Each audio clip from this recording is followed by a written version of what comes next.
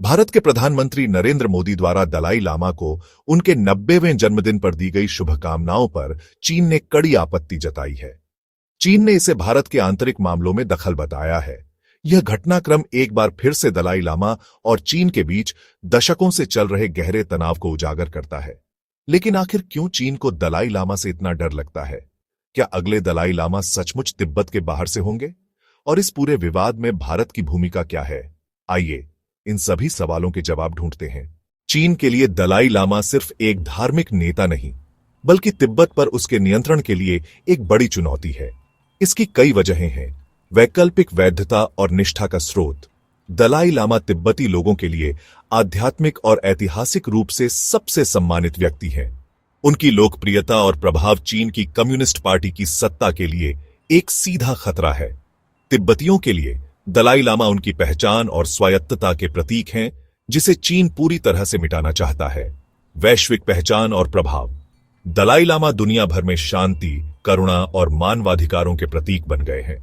उन्हें नोबेल शांति पुरस्कार से भी सम्मानित किया गया है।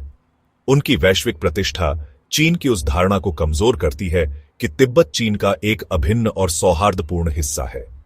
जब भी दलाई लामा किसी देश का दौरा करते हैं या कोई नेता उनसे मिलता है, चीन इसे अपने आंतरिक मामलों में हस्तक्षेप मानता है और तीखी प्रतिक्रिया देता है। निर्वासन में सरकार का अस्तित्व। 1959 में तिब्बत से भागने के बाद दलाई लामा ने भारत में तिब्बती निर्वासन सरकार की स्थापना की है, जो तिब्बती संस्कृति और पहचान को जीवित रखे हुए है। यह चीन को यह साबित करने में मुश्किल पैदा करता है कि तिब्बत के सभी लोग उसके शासन से खुश हैं। उत्तराधिकारी का मुद्दा। यह सबसे बड़ा डर है। चीन को डर है कि दलाई लामा के बाद अगर उनका उत्तराधिकारी चीन के नियंत्रण के बाहर चुना गया, तो वह भी दलाई लामा की विरासत को आगे बढ़ाएगा और तिब्बत पर चीन के दावे को लगातार चुनौती देगा। चीन ऐसे किसी भी प्रतिद्वंद्वी को बर्दाश्त नहीं करता है जो उसकी पार्टी के शासन के लिए चुनौती बन सके। दलाई लामा के उत्तराधिकार का मुद्दा चीन और तिब्बती बौद्धों के बीच एक गहन आध्यात्मिक और राजनीतिक लड़ाई बन गया है। दलाई लामा का स्पष्ट रुख। 14वें दलाई लामा तेंजिन ग्यात्सो ने कई बार सार्वजनिक रूप से कहा है कि उनका अगला अवतार स्वतंत्र दुनिया में पैदा होगा, यानी चीन के बाहर। उन्होंने यह भी स्पष्ट किया है कि उनके उत्तराधिकारी को चुनने का अधिकार केवल भारत में स्थित गदेन फोड्रंग ट्रस्ट, गार्डन फोड्रंग ट्रस्ट को है, जिसकी स्थापना उन्होंने खुद की है। वे इस बात पर भी विचार कर चुके हैं कि उनका उत्तराधिकारी वयस्क हो सकता है या यहां तक कि महिला भी हो सकती है। चीन का दावा। दूसरी ओर चीन का दावा है कि दलाई लामा के उत्तराधिकार की प्रक्रिया चीनी कानूनों और धार्मिक अनुष्ठानों का पालन करनी चाहिए, जिसमें गोल्डन अर्न से लौट निकालना और चीन की केंद्र सरकार की मंजूरी शामिल है। चीन का कहना है कि यह एक 700 साल पुरानी परंपरा है और दलाई लामा को इस प्रथा को समाप्त करने या जारी रखने का कोई अधिकार नहीं है। पंचेन लामा का उदाहरण। चीन पहले भी तिब्बती बौद्ध धर्म में हस्तक्षेप कर चुका है। 1995 में जब दलाई लामा ने गेडुन चोएक की नियमा को 11वें पंचेन लामा के रूप में मान्यता दी, तो चीन ने उस बच्चे का अपहरण कर लिया और उसे गायब कर दिया। बाद में चीन ने अपनी पसंद के एक लड़के ग्यालत्सेन नोरबू को पंचेन लामा के रूप में स्थापित किया। तिब्बती बौद्ध समुदाय चीन द्वारा नियुक्त इस पंचेन लामा को मान्यता नहीं देता।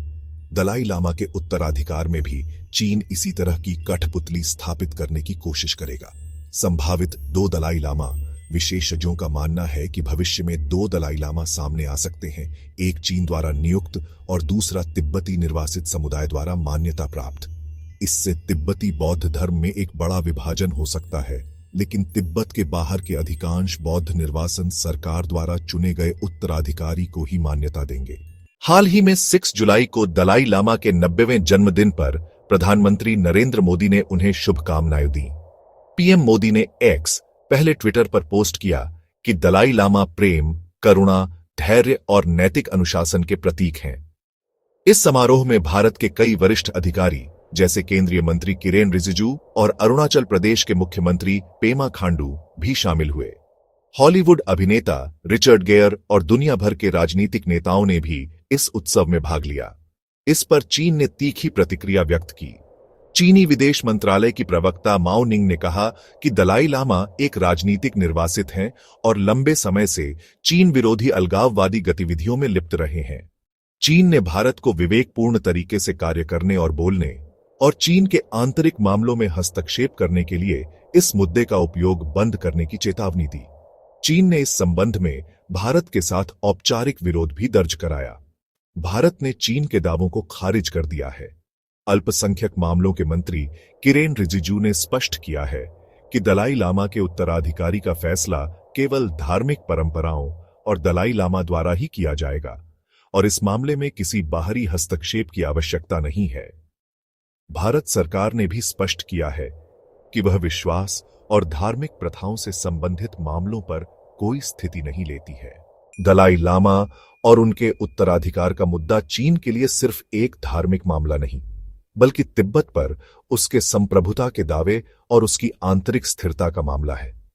चीन को डर है कि दलाई लामा की विरासत तिब्बती पहचान को जीवित रखेगी और भविष्य में उसके खिलाफ प्रतिरोध पैदा कर सकती है। भारत दलाई लामा का मेजबान होने के नाते एक नाजुक स्थिति में है। वह तिब्बती समुदाय को मानवीय आधार पर समर्थन देता है, लेकिन चीन के साथ अपने संबंधों को भी संतुलित करने का प्रयास करता है। दलाई लामा ने भी अपने जीवन काल में तिब्बत लौटने की इच्छा व्यक्त की है, लेकिन यह तभी संभव होगा जब उनकी वापसी की गारंटी हो। आने वाले समय में दलाई लामा के उत्तराधिकार का मुद्दा भारत चीन संबंधों में एक बड़ा फ्लैश पॉइंट बन सकता है और यह वैश्विक मंच पर भी एक प्रमुख मानवीय और राजनीतिक बहस का विषय बना रहेगा। If you like our content, please like, share and subscribe to unreported Bharat.